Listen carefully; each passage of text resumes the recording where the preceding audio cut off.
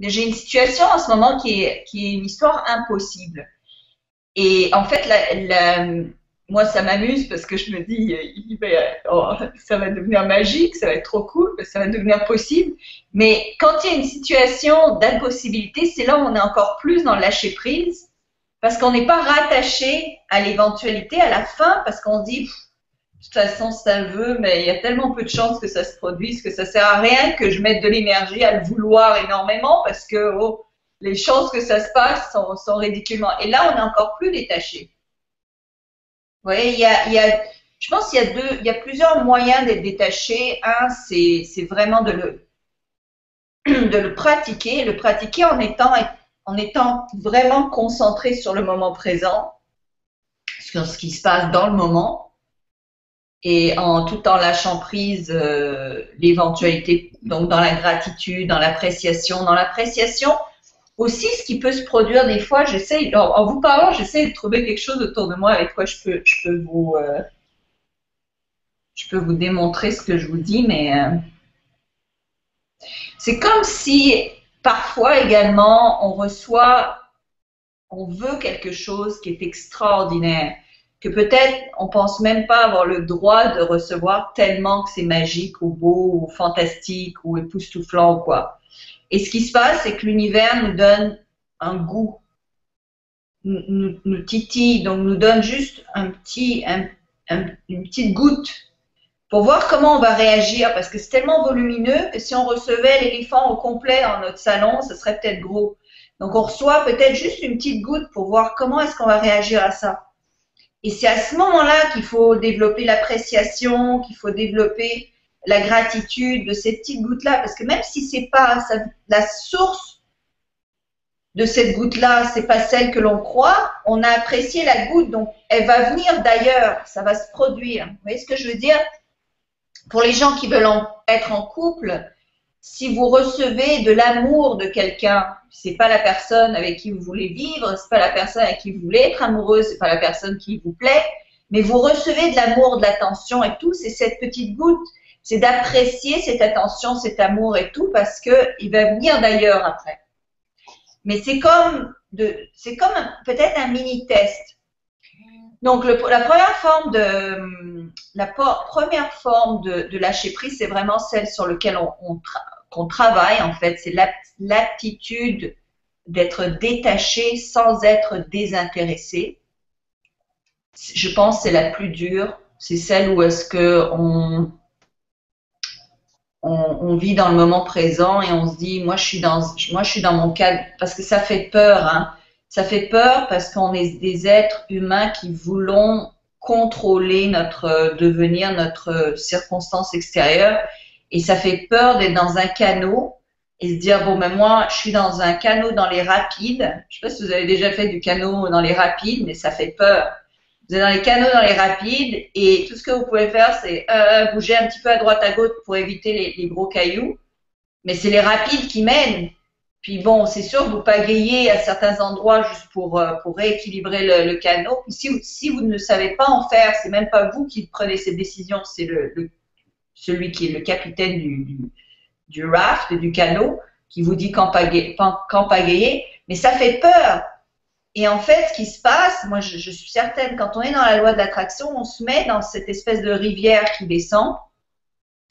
Et là, c'est seulement de profiter de cet instant-là, du moment du canot, quoi.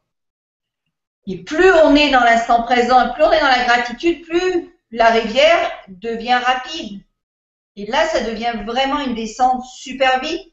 Et je pense que c'est à ce moment-là que les gens mettent un halt sur la descente parce qu'ils ont peur de la rapidité des événements, des circonstances. Mais c'est ça le lâcher prise, c'est de se dire, moi je sais qu'au bout de cette rivière-là, il y a le meilleur pour moi. Ça ne peut être que le meilleur pour moi parce que l'univers est bon. Il n'y a personne dans l'univers qui va faire elle, alors elle, on va la faire souffrir. Il n'y a personne comme ça dans l'univers qui fait ça. Ça n'existe pas. Ça n'existe pas, une espèce de sorcier qui va dire cette personne-là, elle va tout avoir tout de suite, ça va être magique. cette personne-là, celle-là, on va la faire souffrir, on va bien rigoler, on va voir à quel point elle va souffrir dans la vie. Non, ça n'existe pas. On le sait parce qu'en regardant derrière nous, on voit qu'on est toujours au meilleur de ce qui aurait pu nous arriver. On en a la certitude. Sauf quand on est dans un creux de vague, où là on se dit merde, je suis dans la merde. Mais quand on sort du creux de vague, on se dit waouh, c'est peut-être la meilleure chose qui aurait pu m'arriver. Et des fois, on ne sait même pas si on n'a pas, comme moi, raté un train qui a explosé ou déraillé. Donc, on ne sait même pas les autres éventualités qui peut être 1000 fois pires que ce qu'on est en train de vivre.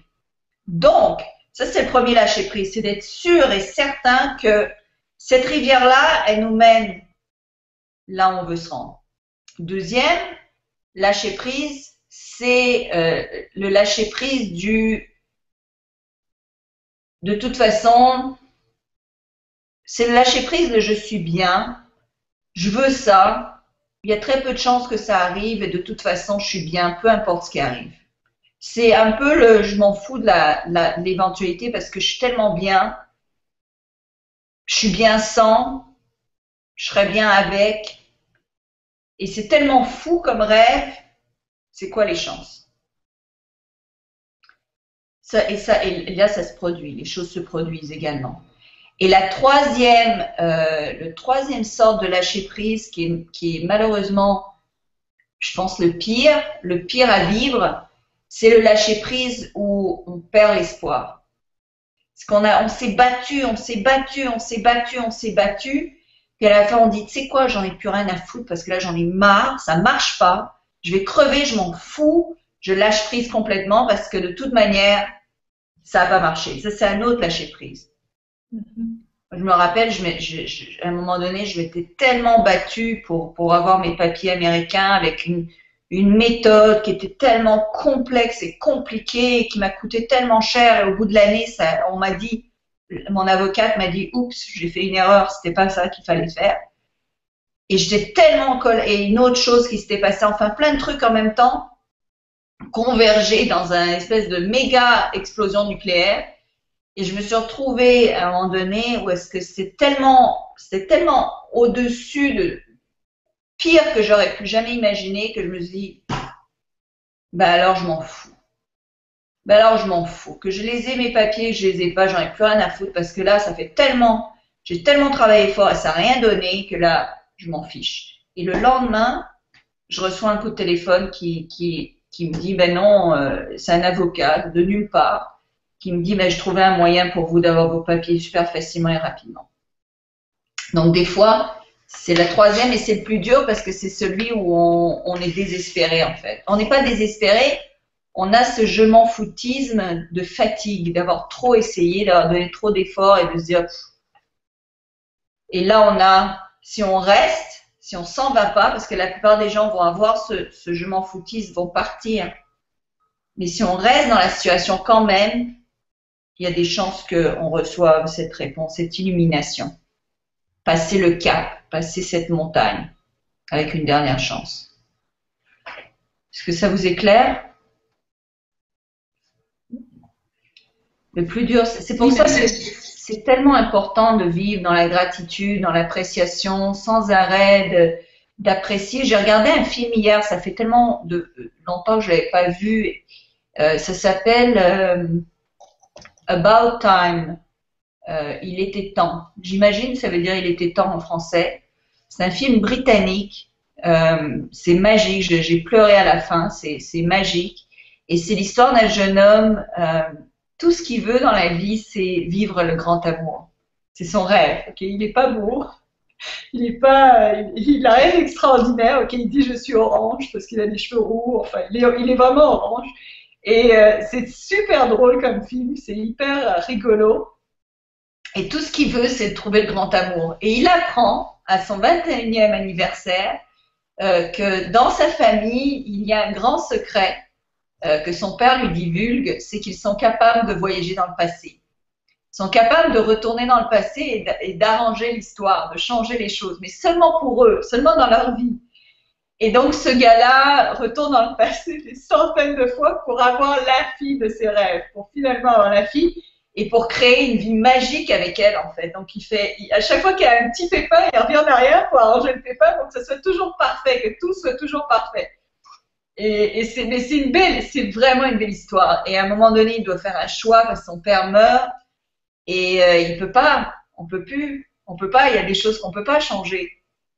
Donc, et à la fin, en fait, la morale de l'histoire, c'est que son père lui a donné un deuxième secret. Et le deuxième secret, c'est de vivre chaque journée normalement.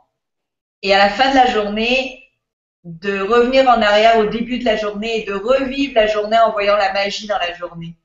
Donc, de savoir tout ce qui allait se produire, toutes les merdes qui allaient se produire de toute manière dans la journée, mais de juste voir toute la magie qui se cache derrière toute cette merde-là et tous les stress et tous les problèmes et tout.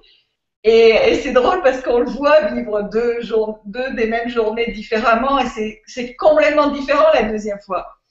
Et parce qu'il profite de tous les instants, même qui sont vraiment nuls, quoi. Et la dernière leçon qu'il laisse, en fait, c'est qu'il dit maintenant à son troisième enfant, il ne voyage plus dans le passé. Il a appris, en fait, à apprécier chaque petit instant. Il dit, c'est ça maintenant qui est devenu c'est ça le vrai secret de la vie, c'est de pouvoir apprécier chacun des petits moments et de voir la magie dans chacun des petits moments. Et je pense que c'est vraiment ça, c'est là où on est capable de lâcher prise complètement. Parce que si on voit tous les petits moments magiques de notre vie, toutes les choses qui sont appréciables, toutes les choses qui sont extraordinaires, on porte beaucoup moins attention sur le but final. Parce qu'on s'aperçoit que le but final n'est pas si important que ça, en fin de compte. Ce sera soit lui, ce sera soit quelque chose de meilleur, mais c'est pas grave. Et Esther Hicks dit ça super bien, elle dit si vous faites du canot, si vous faites du canot en rivière rapide, et que vous arrivez et vous voulez l'expérience, hein, c'est pour ça que vous avez payé, c'est pour aller dans le canot et faire de la rivière, et là vous arrivez là et vous dites, ben, on va se rendre, disons, on part du point A au point B, donc on va se rendre au point B. Ok, je vais me rendre au point B, vous mettez le canot sur votre voiture, vous prenez l'autoroute, et hop, en 30 secondes, vous êtes au point B, vous mettez le canot par terre, c'est pas du voyage en canot. Mais la plupart des gens, c'est ça qu'ils veulent. Ils veulent atteindre leur point B sans avoir fait le voyage en canot, sans avoir profité de l'expérience qui vient avec. Mais c'est ça le plaisir qu'on a dans la vie, c'est de profiter de cette expérience de canot. C'est pour ça qu'on est sur la Terre. C'est pas juste de dire, bon ben, bien que c'est plaisant quand ça arrive, de dire je claque des doigts et je l'ai, je claque des doigts et je l'ai, je claque des doigts et j'ai, mais on veut aussi. Vous savez, je vous ai dit que j'ai des dons de clairvoyance et je connais des gens qui sont hyper clairvoyants. Ils voient clairement, et j'ai même un gars qui lit les cartes qui est hyper bon. Mais je lui demande pas toujours. Parce que où est la surprise? Si on sait toujours qu'est-ce qui va se passer au tournant. Donc je demande juste quand j'ai des grands choix à faire et que je veux juste m'assurer que oui, je suis en collaboration divine, mais sinon je lui demande pas. Et je me le demande pas pour pas le savoir. Parce que sinon où est le plaisir de faire le voyage, hein?